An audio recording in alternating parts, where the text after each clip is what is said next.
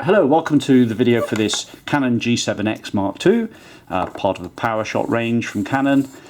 This camera works very well. I'm going to talk you around it, what it comes with, and we're going to just explore its condition, etc. So this one hasn't got the mains charger, but the camera has a charging circuit inside, and you can plug it into one of these. It comes with it, and the USB lead, which is brand new, charges the camera. And you'll see in one of the pictures the little red LED illuminated, and that's the battery charging inside the camera. And the plus point is you can also charge it via a power bank when you're out and about. So you just plug that into one of these bigger lithium power packs, and you can then charge the camera when you're stopping for coffee or whatever. Put some life in the battery. Saves basically buying lots of spare batteries, but you can buy the chargers. They're not expensive, but it's not necessary. The screen folds out, it's articulated, it all fits nicely and snug. The actual screen itself is in pretty good order. These are acrylic and they generally scratch up as soon as you look at them, but this one's not too bad at all.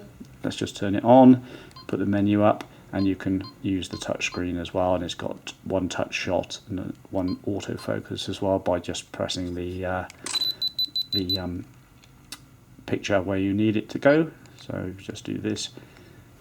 Let's just zoom in on that. There's no memory card in there at the moment. It does take a SDXC card, actually backward compatible. You can use any SD card, but the XCs are the best. But I was just going to show the video capability. If you extend the tripod, fold the legs, you can then use it at full arm's length and up in the air, low down, flip the screen up, etc. So it makes it a very useful vlogging type camera. The connections inside there are all fine. The little rubber flap is good. The top of the camera, not too bad. There's just a few minor marks to the base of it where it's been plonked down, and it's just got a few minor marks, but nothing too tragic. There's no dramas with it. It's just a little bit used. I think I've given it 7.5 out of 10. It probably is an 8 actually. The lens itself, the glass is all good. If I can just get a bit of a close-up on there, there's no ingress of any dust or dirt to speak of, and the glass itself isn't scratched or marked. It does have an auto lens shut cover, which is dead handy, typical of a compact camera. No worries about fussing over a lens cap which pops off and you'll lose them really quickly anyway. And it does have the rotating dial on here for changing various settings, and the mode dial spins nicely and clicks perfectly, and then the auto exposure compensation dial is dead handy just to cut down on the brightness of those shots. Is there as well. Little thumb grip. The buttons are in really good order, so it can't have been used that much because these buttons will wear, and you'll see the especially the menu button worn a lot more if the camera's done a lot more work. So it's not worn out, as it were. It's just not boxed. The instructions can be downloaded from Canon's support website, and you can peruse them on your computer. There's the 1/4 inch steel tripod mount, metal tripod mount. This is where your battery and SD card mount.